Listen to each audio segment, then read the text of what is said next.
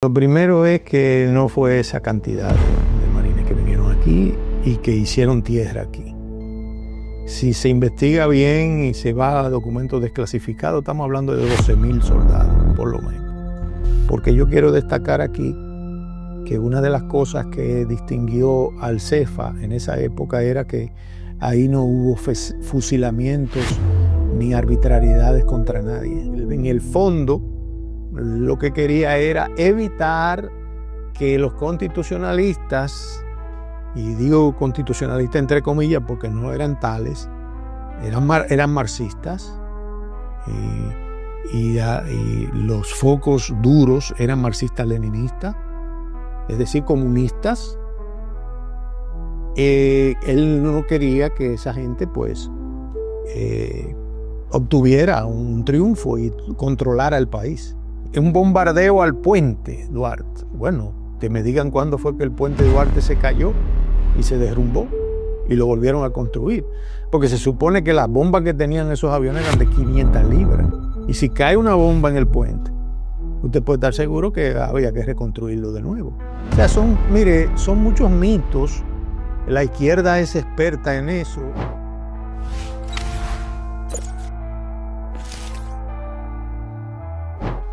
Elías Wessing, nos gustaría conocer a través de usted algunas impresiones de su padre y declaraciones que quizás él le hizo durante su vida sobre su papel en esta revuelta. Y esa es precisamente la primera pregunta que tenemos para usted, sobre cuál fue la participación de su padre en la revuelta de abril del 65.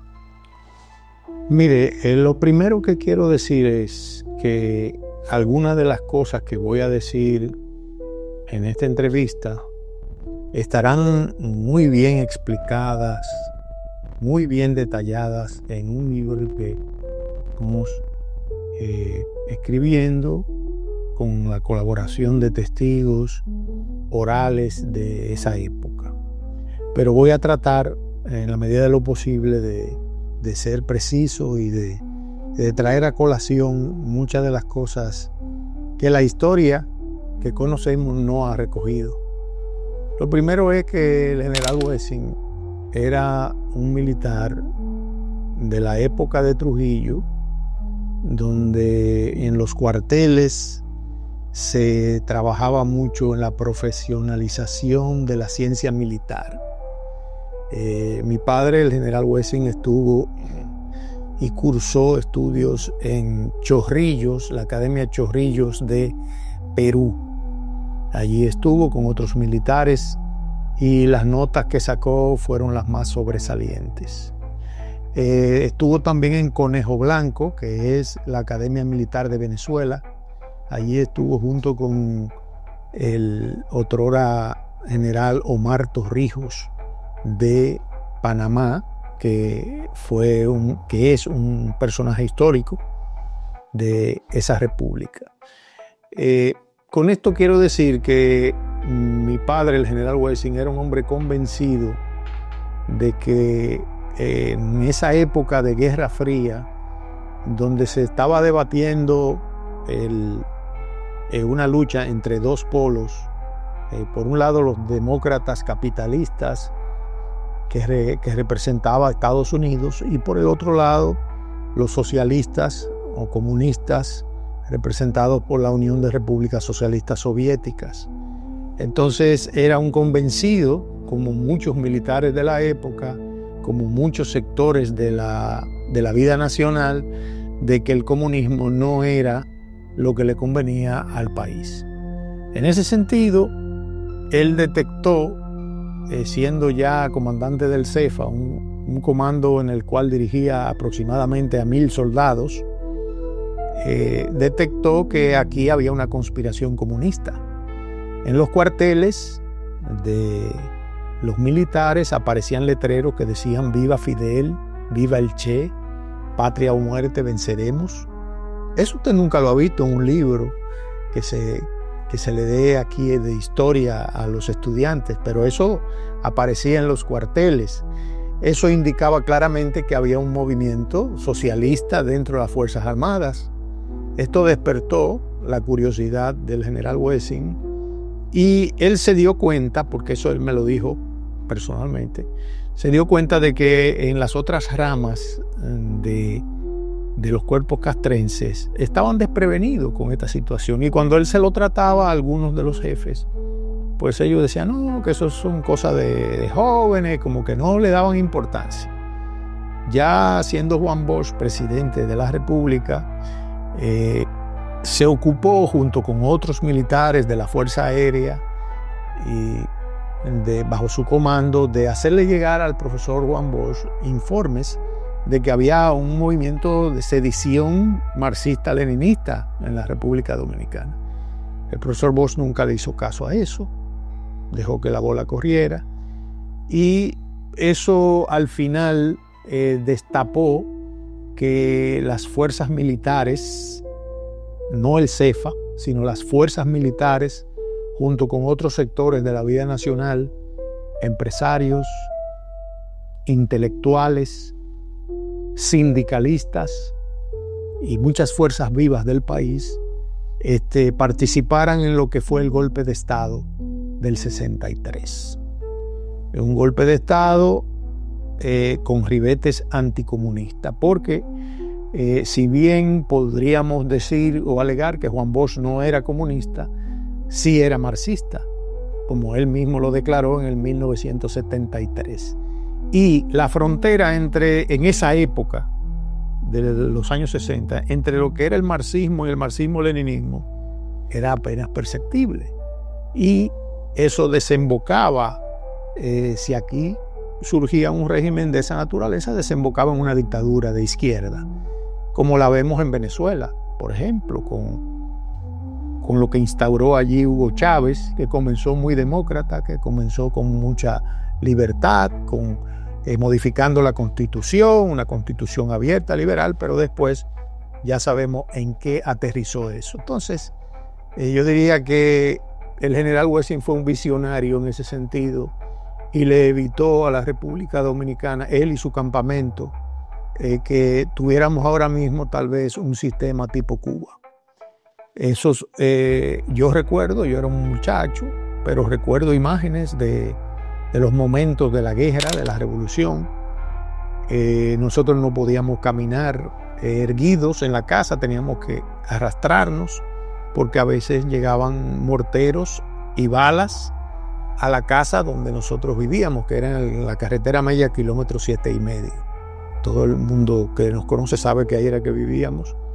Y el general pues nos había dejado en la casa a 13 soldados, que eran los que nos cuidaban, pero después todos los soldados estaban ahí en San Isidro y algunas avanzadillas en la capital, como sucedió en algunos sectores, en Sancho Sama, el mismo Puente Duarte y ese tipo de cosas, ese tipo de sitios, perdón. Entonces, yo recuerdo que vino un comando de la izquierda a la casa de nosotros con intenciones de secuestrarnos o de acabar con la vida de nosotros, porque no sabían.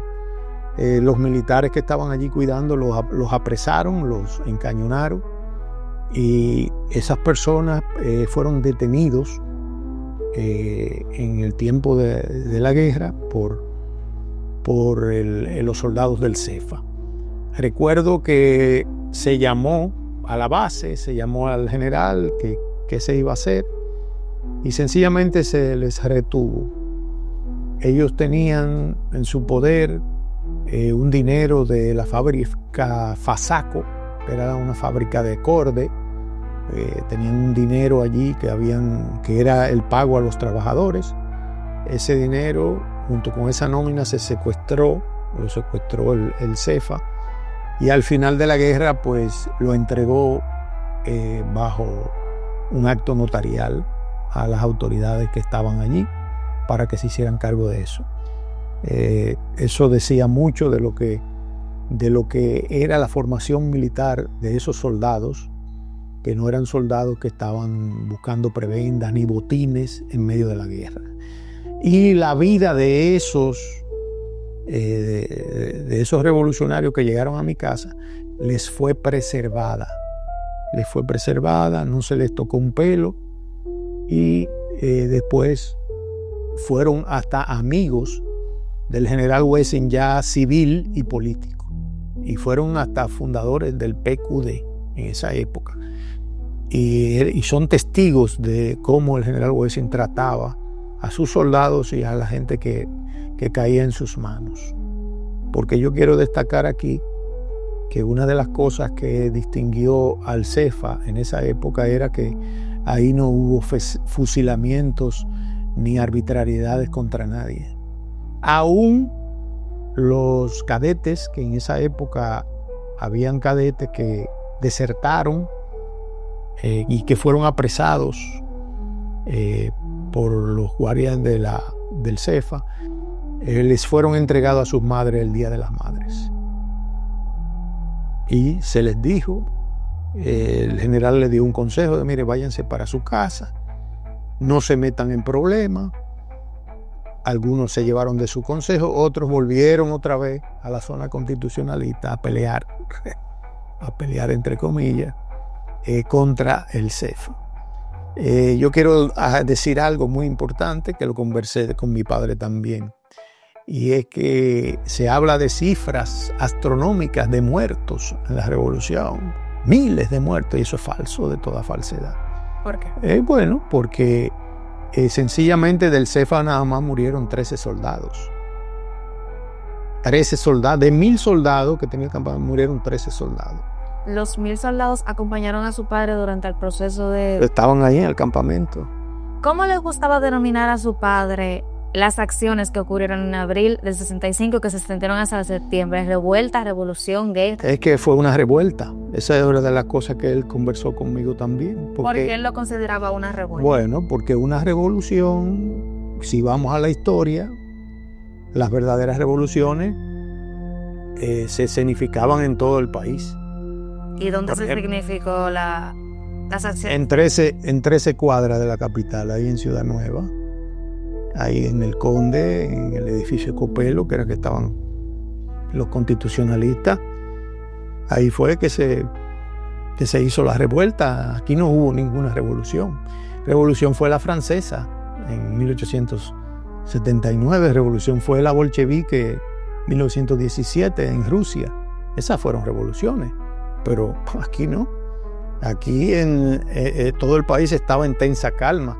Y una gran mayoría simpatizaba con el CEFA, porque después el general hizo un partido y los seguidores del general no solo eran militares, eran dominicanos que vivían en la zona rural. Te recuerdo que en esa época en la zona rural vivía el 70% de la población dominicana. Y aquí en esa zona del Cibao había gente que seguían al general Wessing y que querían que él triunfara en esa revuelta. Vinieron los americanos, intervinieron, y entonces se hizo una paz que dio como resultado que en el 66 Balaguer fuera el presidente de la República. Antes de adelantarnos a ese proceso, Sí. a mí me gustaría saber cómo usted considera que el general Wessing manejó las fuerzas en un momento de crisis, porque digamos que fue una revuelta, pero igual los civiles estaban en las calles con piedras, con palos, según lo que recoge la historia. Entonces, ¿cómo usted considera fue ese manejo? Mira, lo primero era que no eran piedras ni palos. Yo te estoy diciendo que en mi casa a veces llegaban morteros y balas, y no eran flores lo que se estaba tirando del lado constitucionalista. Eran tiros, bombas, y se les respondió en esa misma medida. El general Wessing dejó con todas sus lonas puestas las piezas de artillería pesada. Nunca se disparó un cañón de artillería. Por eso cuando usted oye hablando de que hubo un bombardeo, eso es falso, de toda falsedad. No hubo ningún tipo de bombardeo. Hubo escaramuzas de aviones que tiraron unos cuantos cohetes a puestos donde estaban los constitucionalistas. Eso fue una guerra. Un bombardeo al puente Duarte. Bueno, que me digan cuándo fue que el puente Duarte se cayó y se derrumbó y lo volvieron a construir. Porque se supone que las bombas que tenían esos aviones eran de 500 libras. Y si cae una bomba en el puente, usted puede estar seguro que había que reconstruirlo de nuevo. O sea, son muchos mitos. La izquierda es experta en eso. La izquierda tuvo siempre el monopolio de la información, de los ensayos, en su creación de mitos, de héroes. Todo eso es falso, de toda falsedad. Hay muchas cosas que son mentiras. Hay otras que son verdad. No podemos decir. Hubo gente digna del lado de ellos, como por ejemplo fue Montesarache, que fue un militar, que diríamos que fue de los que más peleó ahí, y que fue el que sacó a Camaño de la embajada de Uruguay para que se hiciera cargo de el lado constitucionalista. Y voy a decir algo, por si no lo saben. Quien hizo coronel del ejército a Camaño fue mi papá, fue el general Wessing, que se lo recomendó a Donald Reed Cabral, porque Camaño y Morillo López fueron perseguidos por Belisario Peguero, porque ellos eran de la policía, los dos. Pues estaban siendo perseguidos por Belisario Peguero, entonces jefe de la policía, por un tema de un contrabando de alcohol que se descubrió, algo así. Y quien le dio refugio en el CEFA a Camaño, a Francisco Alberto Camaño, fue el general Wessing. Y después, de repente a él se le olvidó todo eso y entonces encabezó el lado constitucionalista. Y esa es la pura verdad. Y lo protegió y lo hizo coronel del ejército. Por eso es que la historia recoge que era un coronel, no ya de la policía, sino del ejército. Usted hizo relación a las acciones que tuvieron lugar el 27 de abril en el Puente Duarte. ¿Cómo se considera lo que ocurrió ese día? Mire, en el puente, en la cabeza del puente, en lo que es la Plaza La Trinitaria, había un comando del CEFA que estuvo ahí todo el tiempo. Sucede que el 28 de abril, los americanos dicen que vienen las tropas norteamericanas. El 28. Sí, pero dicen el 27. Ok. ¿Verdad? Entonces, dicen, no queremos a los militares del CEFA, de ahí en el puente, pero tampoco queremos a los constitucionalistas. ¿Qué hace el CEFA? El CEFA entonces se retira de la cabeza del puente, porque es mentira que ellos tenían eso dominado ahí. Se retira de la cabeza del puente y se va por los lados del Darío Contreras, del Hospital Darío Contreras. Eso es el Ensanche Osama. Entonces, cuando eso sucede, los constitucionalistas lo que hacen es que meten una patana, la famosa fotografía que se ve, que hay una patana en el Puente Duarte, y la colocan allí, y como hubo esa retirada de los soldados del CEFA, porque los americanos dijeron eso, y si se quedaban ahí, lo más que podía suceder era que lo iban a matar a todos, porque también la guerra tiene una lógica, ¿me entiendes? Lo que recurren al suicidio y a hacer kamikazes, eso está en otras culturas, como los islamistas, que se inmolan, se ponen una bomba y se les importa morirse. Los japoneses, kamikaze en la Segunda Guerra Mundial, bueno, nosotros no tenemos esa cultura. Entonces se retiró y ellos vieron su puente libre y entonces lo ocuparon y dijeron que esa fue la batalla del puente, que ellos vencieron en la batalla del puente. No hubo ninguna batalla del puente. ¿Usted quiere dar dicho que no hubo una represión de parte del CEFA hacia los constitucionalistas? No, porque lo que había era una guerra. Lo que había era una guerra y cuando, lógicamente, si tú te retiras y te vas para el Darío Contreras, la zona oriental, ya te están dejando libre la zona. Entonces ellos, como eran personas que creían, estaban motivadas por La Habana, porque La Habana influyó bastante aquí en esa revuelta, Entonces eran fanáticos y ocuparon el puente y pusieron la patana esa y dijeron que esa era la batalla del puente. Mira, yo te puedo decir con toda seriedad que en un seminario que yo participé en Boston, que participó también Montes Arache, en el avión él se sentó al lado mío y nosotros hablamos mucho. Y él me confesó, es que no hubo ninguna batalla del puente. Es que no hubo. Eso es falso. Y me dijo más, me dijo, ahora yo estoy viendo muchísimos comandantes que salen, el comandante fulano, el comandante que peleó en tal sitio, y todo eso es falso. Nosotros, el comando estaba ahí en el edificio Copelo y ahí era que nosotros nos manejábamos. Eso me lo dijo a mí Montes Arache. Ahora, yendo al 28, llegan los Yankees. Ha sido controversial esto por la cantidad de marines que llegaron al país. Ha sido una cifra que se ha discutido. Muchos dicen 42,000, otros dicen 40,000, otros dicen que fueron solamente 18,000, otros dicen que fueron 16,000.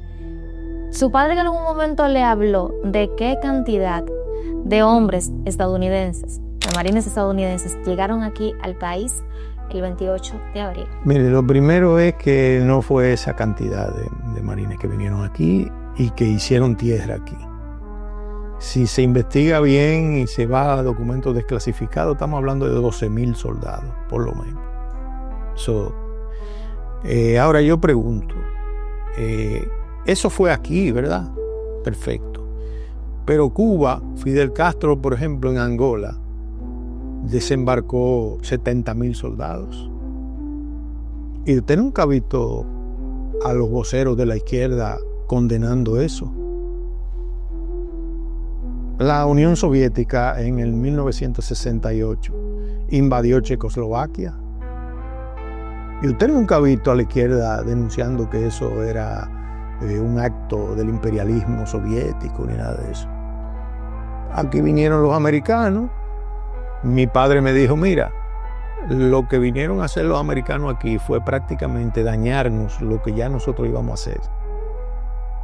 ¿Y qué era lo que iba a hacer? Bueno, que ya estaba preparado todo un asalto a Ciudad Nueva con tropas del CEFA. Se iba a cruzar el río Osama y se iba a atacar el centro, que era el edificio Copelo. Iban a hacer tropas que iban a ir allí, iban a acabar con ese comando.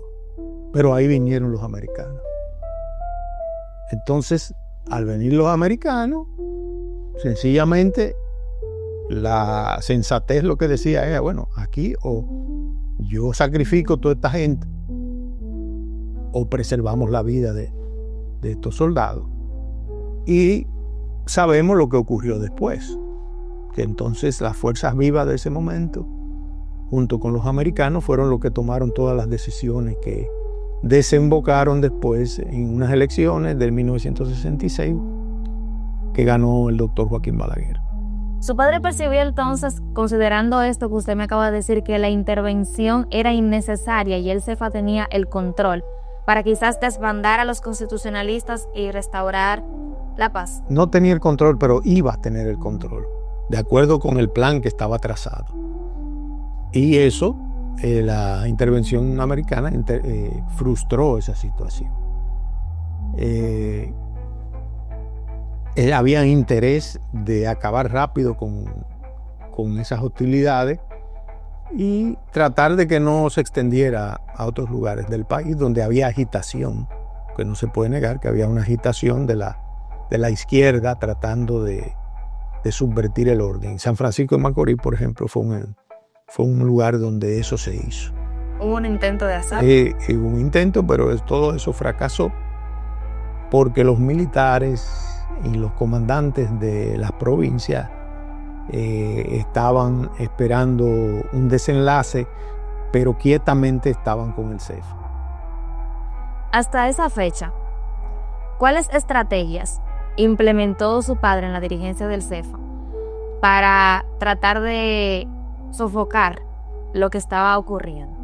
Mire, el principal interés de mi padre era que no se extendiera esta guerra de manera, diríamos que perjudicial, hacia civiles, hacia una mayoría de civiles. Y por eso, una de las tácticas que, si se puede llamar táctica, que empleó, fue a través de Radio San Isidro, decir dónde iba a atacar en un momento determinado. Por ejemplo, antes de. Lo que te dice a ti cuáles eran sus intenciones. No era hacer daño, ni provocar daños, ni mucho menos. Bueno, retírense de tal sitio porque por ahí vamos a hacer una incursión. Eso sucedió con los aviones. Entonces el que se quedó ahí y pereció era porque estaba peleando y tenía armas en la mano. Y eso lo que te dice es, bueno, pero es que usted como militar ahí está cometiendo un error, porque usted está diciendo lo que va a hacer antes, ¿verdad? Entonces eso dice mucho de él, porque también ponía en riesgo a sus soldados con eso.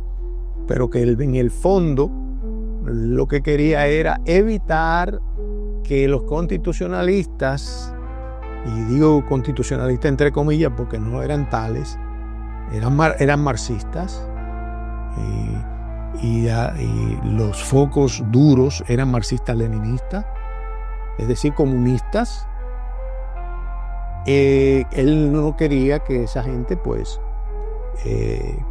obtuviera un triunfo y controlara el país, y esa fue su misión y la logró. Fue exitoso en eso. ¿Le llegó a confesar en algún momento a su padre si se registraron saqueos durante el proceso de...? Bueno, claro que sí.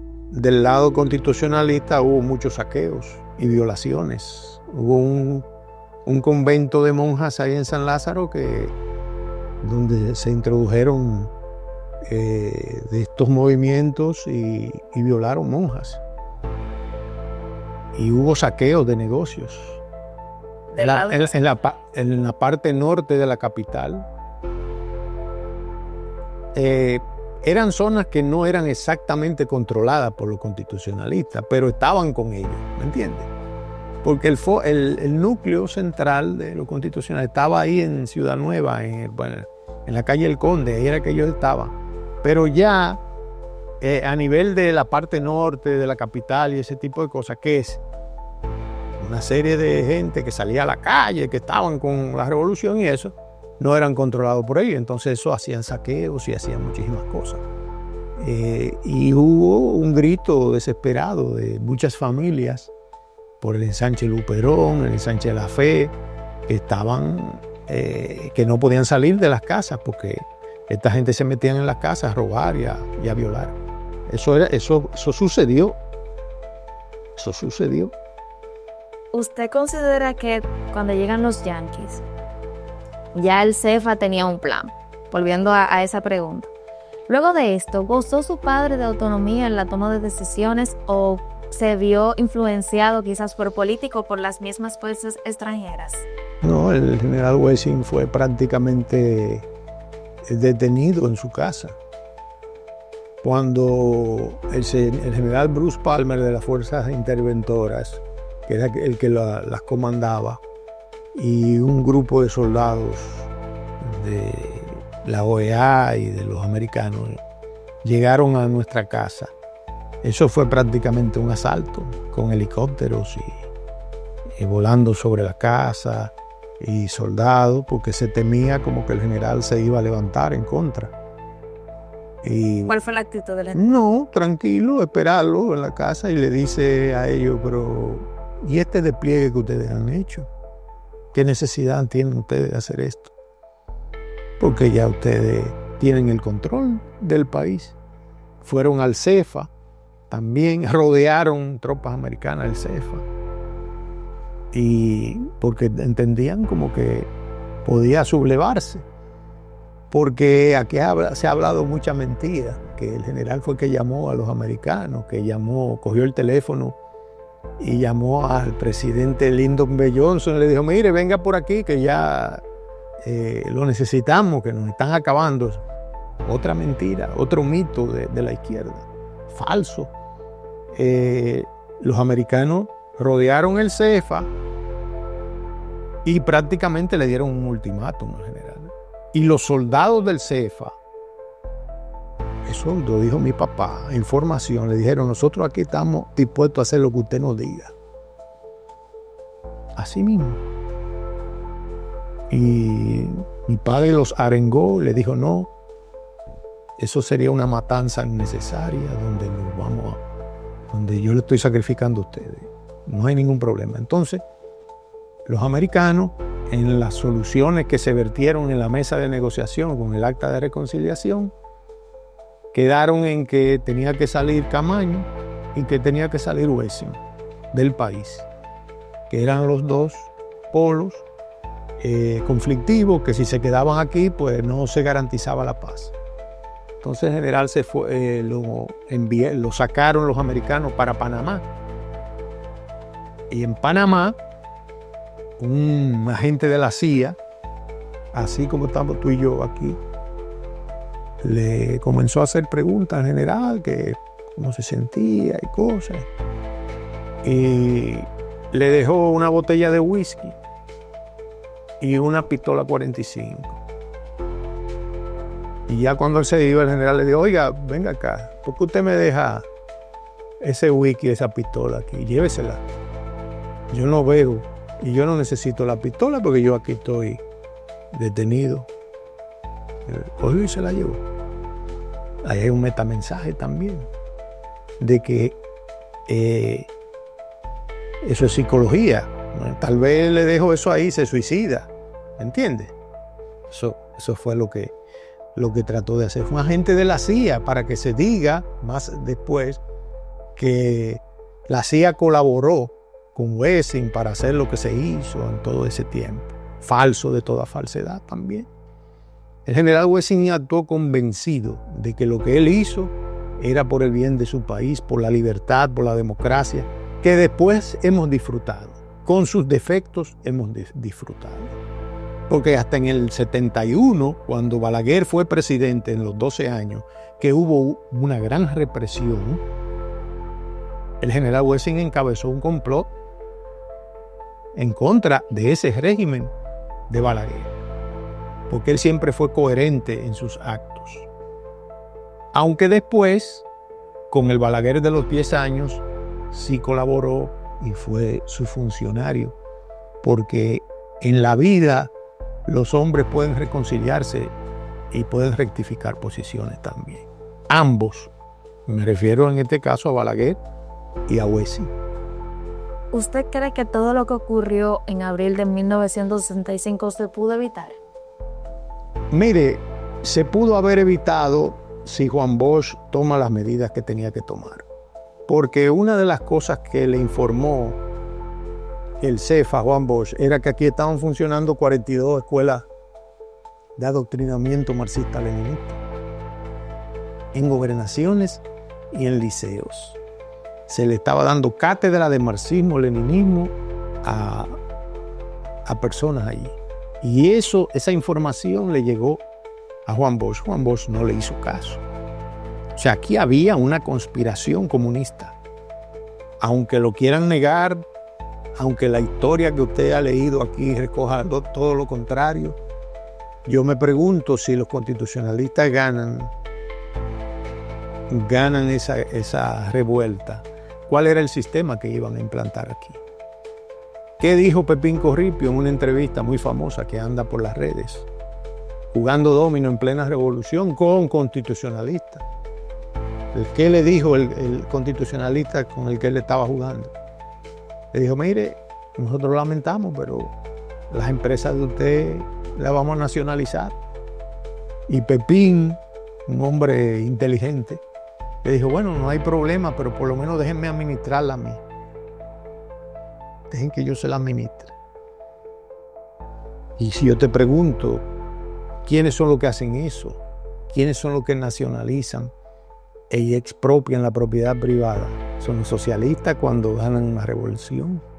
Es lo que ha hecho en Venezuela Chávez y ha continuado Maduro. Es lo que está haciendo Ortega en Nicaragua. Eso fue lo que evitó el general Wessing aquí en la República Dominicana.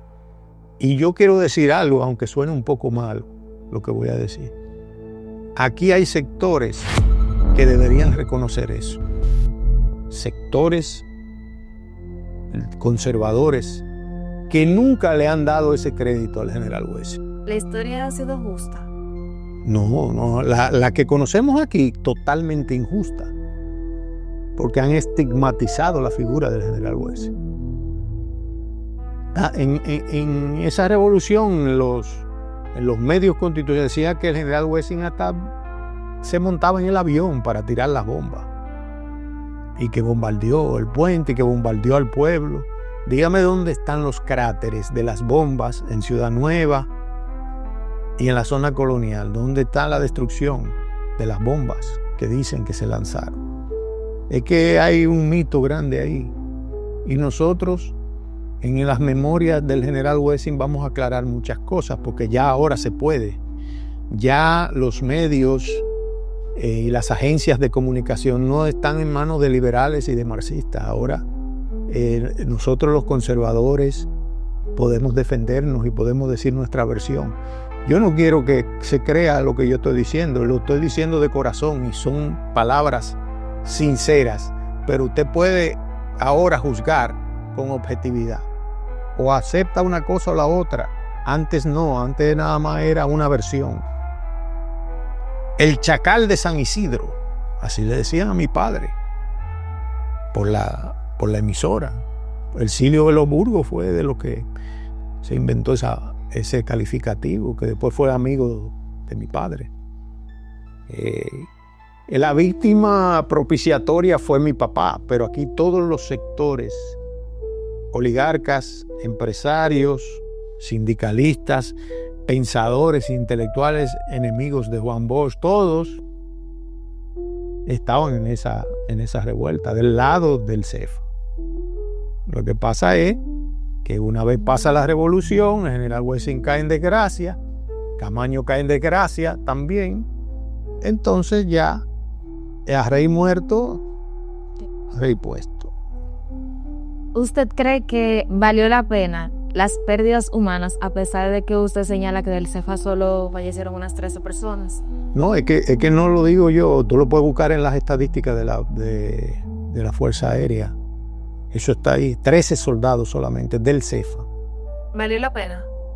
Bueno, yo entiendo que ninguna vida humana que se pierda en una guerra vale la pena, pero para que tuviéramos un régimen oprobioso aquí, una dictadura totalitaria, yo entiendo que lo que hizo el CEFA y el general Wessing estuvo muy bien hecho.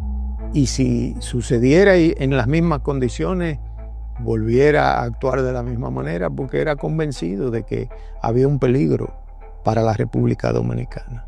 60 años después ya de todo esto, ¿cuál fue usted cree? ¿Usted considera que fueron las causas de todo lo que sucedió? En una entrevista, su padre señalaba a Bosch. ¿Usted qué considera?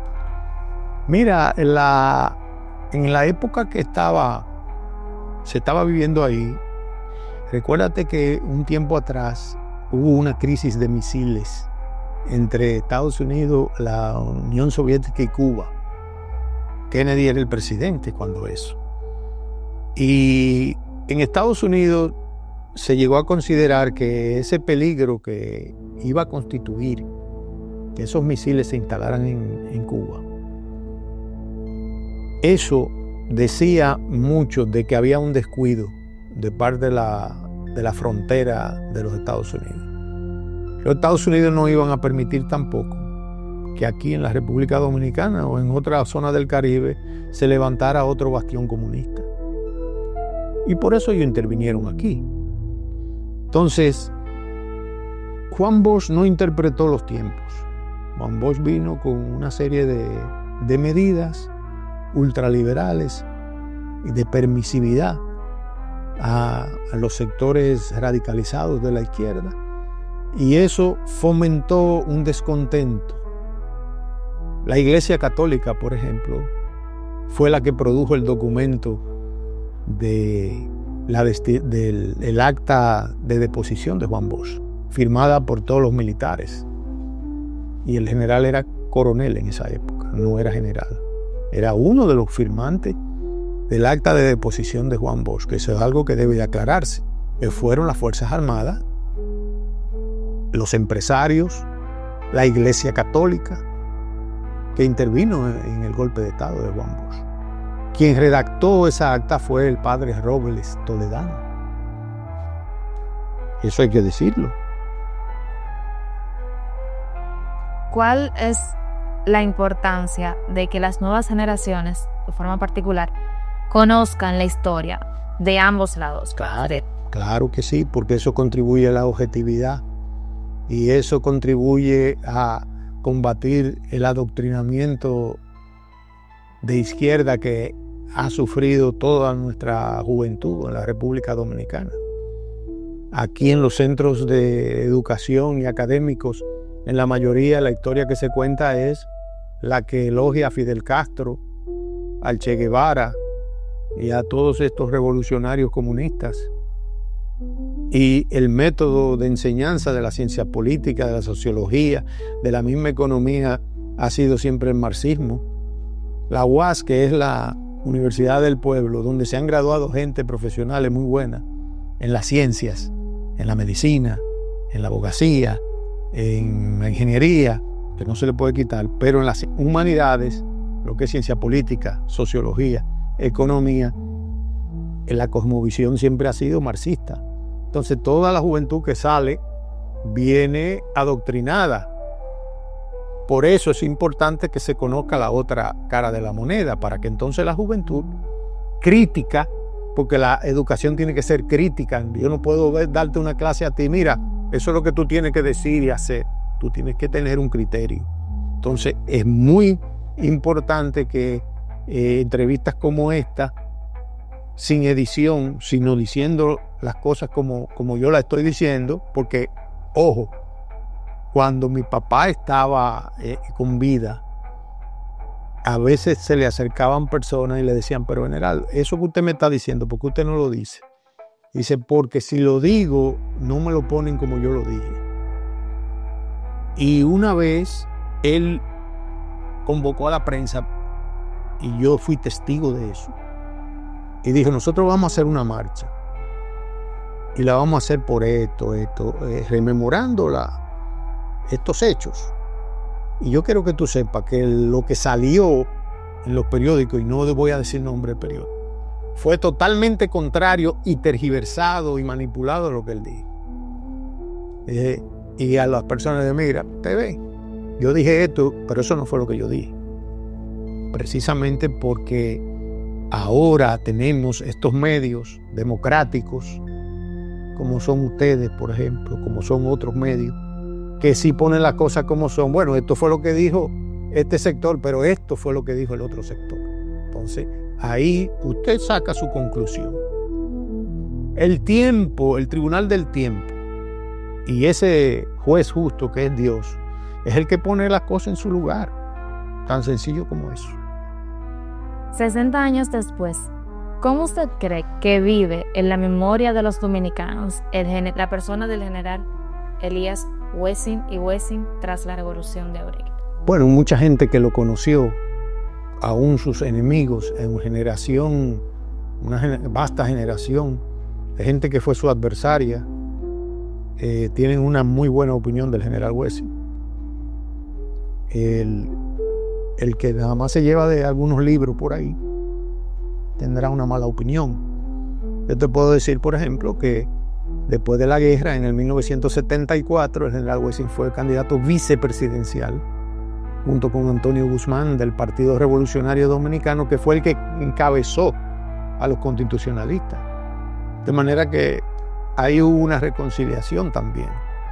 Eso demuestra claramente que el general Wessing no era un hombre de odios, ni mucho menos, sino un hombre convencido, un hombre que tenía su convicción de que en esa época el comunismo no le convenía a la República Dominicana. Entonces, en el 74 fue su candidato vicepresidencial, y José Francisco Peña Gómez fue un gran amigo del general Wessing y fue la voz de la revuelta del 65. De manera que Atuey de Camps, una serie de líderes de ese partido. Y debo decirte que Julio Mariñez, que estuvo de ese lado también, que fue presidente de la Liga Municipal, un alto dirigente del PRD, me dijo a mí, me confesó, y tú se lo puedes preguntar a él, me dijo, mira Elías, en la guerra, en la revuelta, nosotros decíamos entre nosotros que si caíamos presos teníamos que hacer todos los esfuerzos por caer en las manos del general Wessing, porque el general Wessing nos preservaba la vida. Y eso fue así. Todo el que cayó en manos del Cefa después pudo contarlo. Y lamentablemente muchos que pudieron contarlo lo dicen en conciliábulo. Yo estoy vivo por Wessing, que me salvó la vida, pero no se atreven a decirlo públicamente. Esa es la historia real de este asunto. Como última pregunta, me gustaría preguntarle a usted, como su hija, ya usted había nacido, pero en la época estaba aún pequeño, tenía 4 años, me parece. Así es. ¿Cómo a usted le gustaría que viva el legado de su padre en los dominicanos? Sencillamente que conozcan su trayectoria. Una trayectoria de cara al sol, sin ningún tipo de problemas, un hombre convencido de en lo que creía, un caballero militar, una persona que nunca abusó, que nunca robó y que nunca mató a nadie, y que puedan corroborar estos hechos que hemos descrito aquí y que saldrán a la luz en su momento, con las versiones manidas que hemos tenido siempre, de héroes ficticios, de gente que dice que peleó en la guerra y déjeme decirle que lo que estaban era debajo de la cama o en un closet escondido. Mucho de lo que usted oye hablando ahí. Entonces, que se conozca esa historia y que se juzgue con equilibrio y con, vamos a decir, justeza al general Wessing. Yo me siento muy orgulloso de mi padre. Él me educó de la forma que lo hizo. Soy una persona que no tengo enemigos a nadie. He descubierto que tengo enemigos, si no lo sabía, en la política, porque uno en la política a veces no es dulce para agradar a todo el mundo.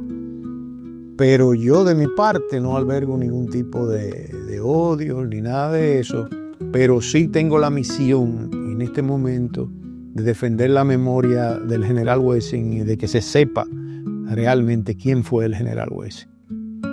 Pues muchísimas gracias, Elías, por esta conversación y por estas declaraciones para todos los lectores y oyentes del Listín Diario. Ha sido un placer para nosotros compartir con usted. Muchas gracias, muy amable. Dios te bendiga.